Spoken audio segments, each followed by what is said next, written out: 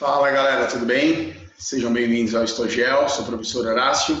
Nós teremos hoje uma importante aula de geografia, abordando aspectos das revoluções tecnológicas e os seus efeitos na natureza. Gostaria de agradecer a sua audiência e dedicar essa aula aos meus alunos do Colégio Jean Piaget, do 9º ano. Nós estamos nessa quarentena, trabalhando bastante aí por via remota, por via online, e essa aula é um conteúdo específico aí que eles estão vendo, mas com certeza espero que atenda a todos os alunos que estão estudando, se preparando aí para o vestibular e assim por diante, tá certo? Então, o tema da aula é revoluções tecnológicas e seus efeitos na natureza. É uma aula bastante conteudista, bastante conteúdo misturado, meio ambiente, economia, revolução industrial e assim por diante, matrizes energéticas e por aí vai, tá bom? A questão da água também, são temas relacionados aqui a esse conteúdo, tá bom? Bom, vou começar com alguns tópicos antes das imagens aí para vocês se atentarem. Eu começo pela era industrial, início da era industrial, ou seja, até o século XIX, o final do século XVIII, início do século XIX, o mundo não tinha, obviamente, uma grande preocupação relacionada ao meio ambiente, uma vez que a população mundial não crescia de uma forma tão exponencial, a produção de alimentos e o desenvolvimento econômico não alteravam de uma forma global o meio ambiente. Tá? A partir da Revolução Industrial no noroeste da Europa, a sua regionalização pela Europa Ocidental e depois pelo mundo, vai dar origem, então, a uma grande queima de combustíveis fósseis, que vai, então, a partir daí, começar a alterar profundamente o meio ambiente. Tudo bem? De 1900 a 1950, nós tivemos as grandes guerras mundiais, com o uso de armas atômicas, de armas nucleares, e, obviamente, uma expansão do capitalismo industrial, através ali do Fordismo americano, do Fordismo europeu e, obviamente, depois o Japão, a China, começam, então, a passar por uma expansão industrial muito grande. As indústrias começam a se desenvolver naquilo que nós chamávamos de terceiro mundo, nas economias periféricas do planeta, América Latina, África, Ásia e assim por diante. E isso, obviamente, vai trazer uma grande transformação no cenário ambiental do mundo, ok? A partir de 1968, com o Clube de Roma, nós temos o início das conferências ambientais, ou seja, pela primeira vez em escala mundial, cientistas do mundo começam a se preocupar com a questão ambiental, então, a partir da década de 60. Então, tá certo? No século XXI, nós temos uma enorme expansão da globalização, uma conectividade e um elevado consumo de recursos naturais e energéticos. A expansão das plantas produtivas das principais indústrias multinacionais vão levar a industrialização para os países pobres, para os países subdesenvolvidos, que não possuem uma legislação ambiental ainda fortalecida, não tem saneamento básico na sua infraestrutura urbana, rural e assim por diante. Portanto, há uma enorme devastação de biomas inteiros, com desmatamento, com poluição hídrica, com salinização, projetos de irrigação.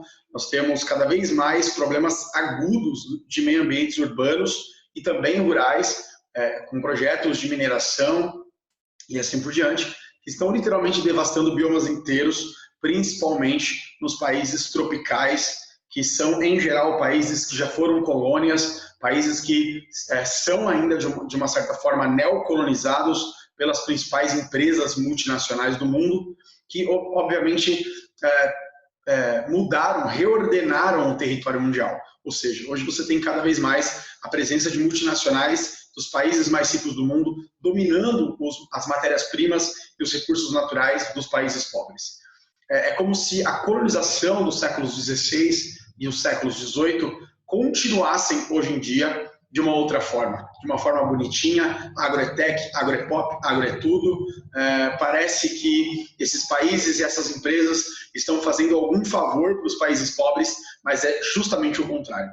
A colonização, na verdade, ela não acabou. Nós podemos, sem dúvida nenhuma, falar em neocolonização no século XXI, uma vez que os camponeses, a agricultura familiar, o uso sustentável do solo, o uso sustentável dos recursos hídricos está cada vez mais ameaçados pelos grandes capitalistas que transformam tudo em dinheiro, tudo em competitividade capitalista, gerando crise social e crise ambiental. Eu acho que essa análise é muito importante para você analisar, não só nessa aula, mas estar vendo documentários, né, assistindo e lendo o máximo de informações possíveis, tudo bem?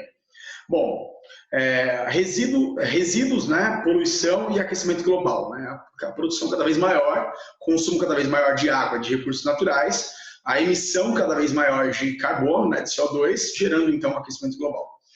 O uso racional é cada vez mais necessário, né, o uso racional dos recursos naturais, dos recursos hídricos, dos recursos energéticos, tá certo? E isso não envolve apenas as empresas, mas a sociedade e os governos, ok? Então, falando um pouquinho sobre os 3 R's aqui, né? Reduzir, reutilizar e reciclar, tá certo? Então, reduzir a produção e o consumo, tá certo? Reutilizar aquilo que é possível ser reutilizado e reciclar tudo que for possível ser reciclado. Essa é a grande ideia que já tem, de uma certa forma, se desenvolvido na Europa, no Japão, em alguns países desenvolvidos, e ainda muito aquém do que deve ser, principalmente nos países pobres, subdesenvolvidos. Ações políticas, né? Leis ambientais, uma maior intervenção do Estado na economia, uma maior intervenção do Estado nas questões produtivas, nos sistemas de fornecimento de energia. É muito importante que as energias renováveis ou limpas venham substituir as energias fósseis, tudo bem? Bom, resíduo é aquilo que pode ser reaproveitado. Rejeito é aquilo que não pode ser reaproveitado. Então é muito importante a utilização e o desenvolvimento de aterros sanitários, que são locais adequados para o manejo do lixo. Ou seja, você separa uma área que ambientalmente pode ser utilizada como aterro, você utiliza uma manta que impede que os solos, os recursos hídricos, os mananciais sejam contaminados por chorume, que é esse produto da decomposição do lixo, e você ainda utiliza o metano, que é um gás criado pela decomposição do lixo orgânico, você utiliza esse gás metano como fonte de energia, então gerando um menor impacto na atmosfera, no aquecimento global, e realmente criando um sistema extremamente sustentável. Tá? O saneamento, água e economia, pessoal, está tudo relacionado aqui. Né? Os países desenvolvidos versus os países subdesenvolvidos, né? Tem um errozinho aqui no sul, mas é sub, né? Desenvolvidos. Eu gostaria muito de que você entendesse o seguinte: nos anos 70 e 80, até hoje em dia, a gente pode dizer, os países pobres colocam a culpa nos países ricos e os países ricos colocam a culpa nos países pobres. Os países ricos estão se industrializando desde o século XIX, os países pobres começaram a se industrializar após as guerras mundiais. Então, peraí, eu tenho países que já poluem e contaminam há muito tempo, já destruíram suas reservas naturais há muito tempo, e tenho países que ainda estão tentando se industrializar e que têm problemas sérios de desenvolvimento econômico, desigualdade social e problemas relacionados a isso. Então fica sempre aquela disputa, né? Quem que tem que parar de produzir? O país rico ou o país pobre, né? E aí essa polêmica, ela acaba não tendo uma solução muito fácil, tudo bem?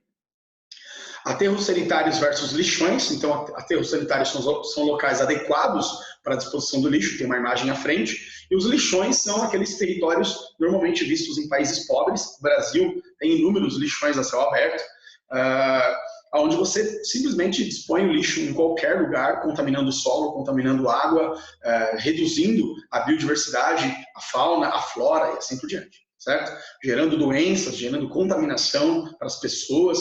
Muitas pessoas em muitos países da América Latina, da África, da Ásia, sobrevivem nesses lixões, pegando produtos que podem ser reciclados e muitas vezes até mesmo alimentos, se alimentando de restos de lixo.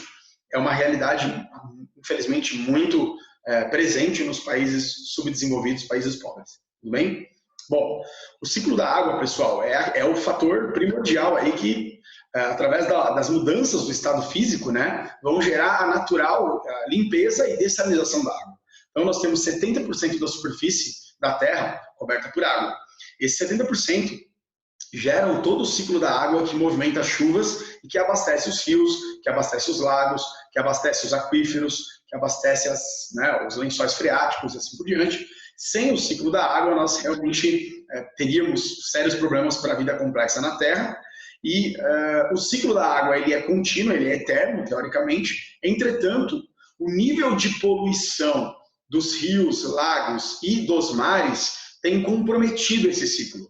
A água potável, ela depende diretamente desse ciclo e com a enorme quantidade de pessoas no mundo e o enorme grau de poluição dessas águas, o ciclo da água não tem sido suficiente para manter os níveis de recursos hídricos potáveis para a humanidade. Então, vários lugares do mundo já têm bastante problema com escassez física e escassez econômica da água. Escassez física são regiões áridas e semiáridas que não têm umidade, onde não chove o suficiente, não tem rios suficientes para abastecer as populações. E escassez econômica são aqueles países que têm muita desigualdade social, onde os pobres, em geral, não conseguem ter acesso à água encanada, à água tratada e assim por diante. Tudo bem? Bom, o uso da água. Na agropecuária, 70% do uso de água doce, indústria com 20% e uso doméstico 10%. Aqui mora um enorme problema, porque esses agentes produtivos aqui, ó, agropecuária e indústria, são em geral multinacionais, são em geral capitalistas ligados ao sistema financeiro, ligados às grandes transnacionais monopolistas do mundo, e elas acabam pelo seu poder econômico consumindo uma maior parte dessa água e privatizando essa água, o que deixa o uso doméstico bastante comprometido. Em vários países, as empresas multinacionais estão privatizando, estão comprando sistemas de abastecimento de água. Isso gera um risco social humano extremamente forte. Isso precisa ser combatido por uma ação maior do Estado na distribuição dos recursos hídricos mundiais. Até 2100, a ONU estima que nós tenhamos 9 bilhões de seres humanos na Terra, empurrados por um crescimento que tende a ser menor daqui para frente, obviamente. As taxas de natalidade e fecundidade estão caindo na Europa, na América Latina, vão cair na Ásia e vão cair na África. Entretanto, principalmente empurrados pela África, seguidos por algumas regiões da Ásia, a Terra continuará com crescimento populacional pelo menos até 2100. Tá? A agropecuária, utilizando-se de projetos de irrigação, oferece um enorme risco ambiental hídrico, uma vez que nós temos uma evaporação excessiva da água e uma salinização do solo nas regiões de irrigação, que compromete o abastecimento humano, tá? O uso essencial da água, e também compromete o meio ambiente, os rios, o solo e assim por diante. Tá? Então aqui uma imagem para vocês, né? Aqui seria um aterro sanitário, tá certo? Vejam essa manta que vai proteger o solo então do chorume. Então são áreas destinadas corretamente à disposição do lixo, né? Dos resíduos, e você ainda transforma isso em gás metano, energia e assim por diante, tá certo? Claro, o aterro sanitário ele tem que ser constantemente acompanhado e deve sofrer manutenção para que a sua vida útil, para que a sua sustentabilidade permaneça, tá? Já aqui, uma imagem de um lixão, né? Vou estar dando um zoom para vocês aí. Vejam uma criança, uma família trabalhando aqui, então, no lixão, sobrevivendo do lixo. E aqui uma imagenzinha que vocês devem estar acostumados a ver, até o sistema de coleta seletiva, né? Separação dos sólidos, dos úmidos, né? Do plástico, do vidro, do ferro e assim por diante. As lixeiras têm cores, né? Que separam, então, cada tipo de resíduo, cada tipo de lixo que você deve dispor. E, obviamente, então, redução, reutilização e reciclagem com grandes demandas mundiais. Aqui, para você fazer uma revisão aí do seu 6º ano, o ciclo da água, tá certo? Então, nós temos a evaporação com a energia solar, certo? Então, a evaporação dos corpos hídricos, da vegetação, transpiração. Então, ao chegar na atmosfera mais fria, esse vapor ele se condensa, se transformando em nuvens que vão precipitar. Então, essa precipitação devolve a água para o solo, né? Que vai uma parte ser infiltrada e a outra parte vai escoar. O grande problema dessa situação é que as grandes áreas urbanas estão impermeabilizando o solo, fazendo com que a infiltração seja cada vez menor e o escoamento seja cada vez maior.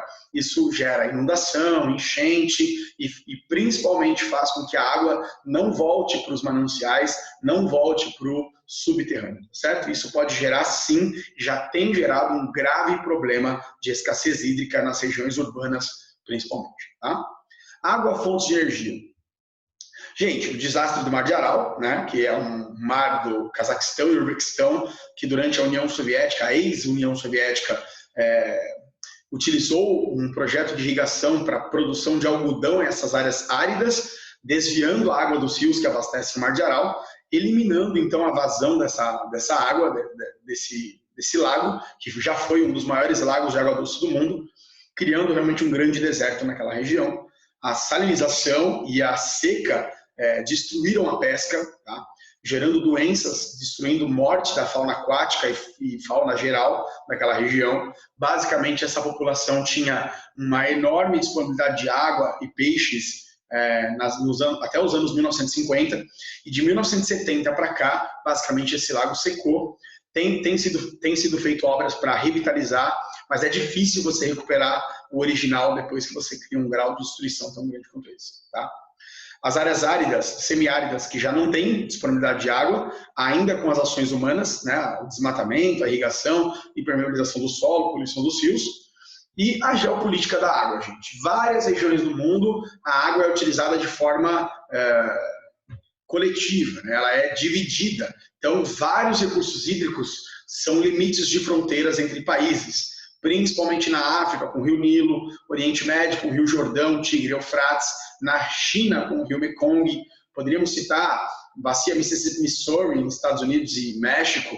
Poderíamos citar bacia do Paraguai, Brasil, Paraguai, Argentina, e entre outros países, né? Bacia do Uruguai, entre Brasil e Uruguai. Ou seja, vários países acabam disputando recursos hídricos e isso gera uma geopolítica da água que pode, inclusive, gerar guerras, como foi a Guerra dos 6 Dias entre Israel e Líbano, e Israel e Síria, onde o país Israel, os judeus, tomaram a nascente do Rio Jordão dos sírios. Isso gera conflitos, atentados terroristas até os dias atuais. É muito importante, então, se atualizar em relação a isso. Tá? Energias renováveis versus energias não renováveis. Pessoal, o problema ambiental do mundo não é um problema ambiental, é um problema político, porque 60% da nossa energia ela é não renovável, ela é fóssil, carvão mineral e derivados do petróleo. E cada vez mais o mundo precisa caminhar para energias renováveis. O Brasil tem naturalmente uma energia muito mais renovável do que fóssil, tá? Na sua matriz energética. Então, o etanol, o bagaço e a hidrelétrica são as principais fontes de energia no Brasil, tá? Ao contrário do mundo. Então, quando cair na prova alguma coisa sobre isso, lembra que o Brasil vai na contramão do mundo, é positivo esse saldo para o Brasil, porque o Brasil depende muito menos de recursos fósseis do que o mundo. O mundo tem cerca de 60% da sua matriz energética movida por combustíveis fósseis. O Brasil tem muito da sua energia renovável, hidrelétrica e biomassa, tudo bem? Nós temos como energias renováveis ou limpas a energia solar, né, captada através da energia do sol, a eólica através das hélices que transformam o vento em energia, tá certo? Normalmente em regiões litorâneas, com as brisas marítimas, correto? A energia nuclear, que apesar de ser perigosa em casos de explosão e vazamento, já houveram, né, Chernobyl, Fukushima no Japão, problemas com vazamento de energia nuclear, mas ela é extremamente produtiva, ela gera muita energia e ela, se for bem administrada, é uma energia limpa, né, e renovável e muito produtiva. A geotérmica, que é você aproveitar o calor da Terra, né, o calor do interior da Terra. Muitos países próximos a vulcões têm aproveitado isso, a Islândia, né, e várias regiões pelo mundo, na Ásia e assim por diante. O Brasil não tem potencial para isso, né, o Brasil não tem vulcões ativos. A maremotriz, que é o movimento das marés, o movimento das ondas, transformando então essa força marinha em energia. Muitos países têm também já utilizado isso, apesar de ser ainda algo para países desenvolvidos, porque envolve muita capacidade técnica, engenharia, e por aí vai investimento financeiro e assim por diante. E as nanotecnologias, né, que tem, obviamente, construído capacidade de transformar equipamentos com baterias, né, utilizando-se cada vez menos de energias não renováveis, né? As baterias de celular, as baterias de carro, né, os carros híbridos vão cada vez mais armazenar energia, e essas nanotecnologias de baterias, com certeza, no futuro aí, 5, 10, 20 anos, vão revolucionar para sempre, né, a dependência de energia no mundo. Tudo bem? Bom, aqui eu mostro para vocês o mapa do Mar de Aral, né? Então fica aqui entre o Cazaquistão e o Uzbequistão, lembrando que essa região fez parte da ex-União Soviética na Guerra Fria, tá? E esse Mar de Aral, ele foi reduzido basicamente em 60%, 70% da sua capacidade, tá? Aqui, a pressão sobre a disponibilidade de água no mundo. Então vejam que as regiões em vermelho são as regiões que sofrem com escassez hídrica, ou econômica ou física, tá certo? Então, em geral, as regiões da África subsaariana, tá? Região do sul da Ásia também, bastante problema com escassez hídrica. Nós temos algumas regiões no Brasil aqui, ó, o sertão nordestino, né? Só dar um zoom para vocês. O sertão nordestino é uma região semiárida. Nós temos algumas regiões desérticas, né, na América do Sul. E aqui no deserto da Califórnia, norte do México também, problemas com semiaridez. E a possibilidade da criação de desertos nas planícies dos Estados Unidos por conta da irrigação, por conta da agropecuária utilizando em excesso essa água, a poluição, agrotóxico, entre outros problemas. E o caso da Ásia e da África aqui, a escassez econômica, no Brasil também a escassez econômica, por conta da desigualdade social, as pessoas acabam não tendo dinheiro para consumir água tratada, água encanada. Tudo bem? Oceania é um grande deserto, então falando um pouquinho da Austrália, né, você tem projetos de dessalinização, ou seja, você precisa pressurizar e filtrar a água do mar, retirando o sal e controlando aí a salinização e vamos dizer assim, a acidez dessa água, o pH dessa água, para que essa água do mar se torne uma água potável. Muitos países do Oriente Médio, Oceania, na Ásia, têm utilizado água do mar para consumo humano, porque não existem fontes sustentáveis de água doce no continente, tudo bem? E não chove o suficiente também. Bom, para terminar essa aula, eu vou falar de conferências ambientais. As conferências ambientais são a necessidade que os países mundiais criaram e têm até hoje de discutir soluções ambientais em nível global, né? Os problemas mundiais, os problemas ambientais são globais, são mundiais, então precisam ser discutidos sob o ponto de vista global. Tá? A ONU, Organização das Nações Unidas, criadas após a Segunda Guerra Mundial, tem se esforçado, de uma certa forma, para criar essas conferências anualmente, tudo bem? A primeira, o marco inicial, é a Conferência de Estocolmo, na Suécia, em 1962, que discutiu principalmente a questão atmosférica, poluição atmosférica, camada de ozônio e chuvas ácidas, ou seja, a industrialização, a queima de combustíveis fósseis, afetando então a atmosfera em escala global, foi a primeira grande discussão ambiental no mundo. Tá? Pequim, só para você ter uma noção, na China, ela tem uma poluição de 20 vezes mais aquilo que é recomendado, orientado pela Organização Mundial de Saúde. Tá? Agora, com a Covid-17, as atividades industriais recuaram bastante e tem havido, pelo menos alguns especialistas têm dito isso, tem havido uma melhoria do padrão atmosférico da Terra, o que, se essa pandemia passar e o mundo esquecer que é importante manter um controle de aglomerações e produção em escala de circulação mundial de mercadorias, pode voltar ao mesmo estágio ou até mesmo piorar. Tá? Então a China tem uma grande poluição atmosférica, é normal as pessoas usarem máscaras lá no dia a dia, e a China é o maior emissor de monóxido de carbono do mundo, de CO2, com 25% da emissão mundial, seguido pelos Estados Unidos. Então, os dois grandes inimigos aí da atmosfera mundial são, sem dúvida nenhuma, China e Estados Unidos. Isso é muito importante na sua prova. Tá? Em 1987, então, a Comissão do Meio Ambiente criou pela primeira vez o termo desenvolvimento sustentável. Desenvolvimento sustentável virou até uma palavra morta, uma letra morta, que é você consumir os recursos naturais necessários para o presente, sem deixar as gerações futuras sem esses recursos, ou seja, utilizar de forma racional, substituir recursos fósseis por recursos renováveis, trabalhar a questão dos 3 R's, né, da redução, da reciclagem, da reutilização e assim por diante. Tá? O Rio 92, conhecido como Eco 92, envolveu 172 países no Rio de Janeiro, na época o governo Collor, né, que sofreu impeachment, inclusive, e falou sobre a biodiversidade, ou seja, a produção industrial e o consumo de recursos naturais tem devastado biomas inteiros. Então, a questão da biodiversidade é muito importante, né, de preservar florestas, preservar os mares, as espécies animais, vegetais, e assim por diante. Bom? E nessa conferência ficou criada a Carta da Terra e a Agenda 21. Gente, essa Agenda 21 ela é discutida por vários países o tempo todo, tá? Porque ela trata principalmente a justiça social. Ou seja, para que o meio ambiente seja equilibrado, eu também preciso reduzir a pobreza, eu também preciso reduzir a desigualdade social. Então, justiça social e proteção ambiental são os grandes tópicos aqui da Carta da Terra e Agenda 21 da Eco 92. Tá? Depois nós tivemos o Protocolo de Kyoto, em 97, no Japão, que é um acordo que visa reduzir 5,2% a emissão de carbono pelos países mais desenvolvidos, tá? Deixando um espaço maior para os países menos desenvolvidos, criando-se também aqui o mercado de carbono. Hoje, nas bolsas de valores, você negocia direito de poluir. É uma coisa meio contraditória, eu diria até ridícula, mas que tem gerado algum resultado, se a gente for analisar a fundo.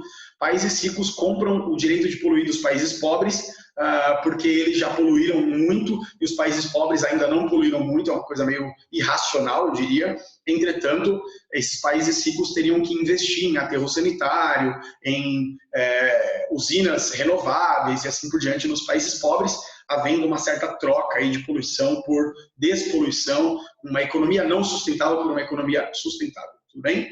Bom, em 2002 nós tivemos a África do Sul, né, em Joanesburgo, capital, e tivemos lá então a Rio+10, que basicamente foi um fracasso, tá? Foi basicamente para avaliar os resultados não promissores da Rio 92 e do Protocolo de Kyoto. Vários países deixaram de seguir esses protocolos, principalmente Estados Unidos e China, tá? E basicamente a África do Sul 2002 foi um verdadeiro fiasco. Em 2012 nós tivemos no Brasil o Rio+20, tá? Na Baía da Guanabara, totalmente poluída. Rio de Janeiro, uma cidade lindíssima, mas extremamente contaminada por não tratamento de esgoto, não tem saneamento básico, não tem reciclagem, não tem aterro sanitário. Rio de Janeiro é um verdadeiro lixão e milhões de cariocas vivem em favelas, em regiões sem nenhuma infraestrutura. Tá? Lembrando que o Rio de Janeiro é um dos municípios mais urbanizados do Brasil e chega a ser uma vergonha. Vamos dizer assim, trazer uma conferência ambiental para uma cidade que não cuida do meio ambiente, né? Apesar de ser uma cidade das mais bonitas do mundo, não cuida do meio ambiente. Mas, beleza, aconteceu, e o objetivo da Rio 2012 foi renovar os compromissos ambientais, que acabou gerando, então, a COP21. A COP significa acordo entre as partes, tá certo? Que partes? Países, os países mundiais, né? E esse acordo, ele acontece todos os anos, ele deu origem em 2015 ao Acordo de Paris, que basicamente é uma meta voluntária de reduzir as emissões de carbono no mundo até 2030. 170, 190 quase países participaram. Na época, os Estados Unidos eram governados pelo Barack Obama e o Brasil era governado pela ex-presidenta Dilma Rousseff, e ambos os dois países aí se comprometeram bastante em reduzir, só que de lá para cá nós tivemos mudanças no cenário político. Os partidos de extrema direita têm assumido os governos dos países no mundo, é uma tendência mundial a ascensão do autoritarismo de extrema direita, e Trump venceu as eleições nos Estados Unidos e Bolsonaro venceu as eleições aqui no Brasil, tirando esses países basicamente do Acordo de Paris, o que é um grande problema para o mundo que precisa reduzir a emissão. O Brasil tem severos problemas com desmatamento e queimadas ilegais, garimpos, etc. e tal, grilagem, né, das terras indígenas e outros problemas que afetam tanto a Agenda 21, quanto a Carta da Terra, quanto o Acordo de Paris. O Brasil é um grande emissor de carbono, principalmente pelo desmatamento ilegal, tá? Então, pelas queimadas, a gente tem visto aí as queimadas na Amazônia, no Centro-Oeste, e cada vez mais o Brasil tem se afundado e tem destruído os seus biomas, cerrado, bioma amazônico e assim por diante. Então, a crítica aqui, né, pessoal, é os Estados Unidos. O Trump tirou os Estados Unidos do Acordo de Paris e o Bolsonaro, obviamente, não é um cara muito adepto do ambientalismo. Ele é mais um cético do meio ambiente e o Brasil tem sofrido um aumento do desmatamento na gestão Temer e na gestão Bolsonaro, que já tinha começado em 2015, a culpa não é só do Bolsonaro, mas obviamente com o discurso que ele tem de vamos utilizar, de vamos desmatar, de vamos invadir terra, índio tem muita terra e não produz nada, esse discurso obviamente legitima o maior desmatamento e o maior problema ambiental no Brasil.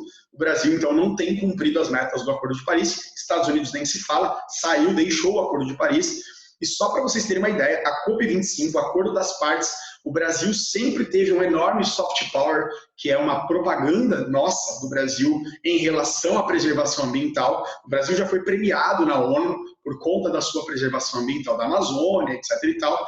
E o Brasil não sediou a COP 2019, que seria sediada no Brasil. O governo Bolsonaro alegou problemas fiscais, falta de infraestrutura e recurso, e não quis fazer essa conferência aqui no Brasil, o que derruba a nossa imagem no mundo exterior.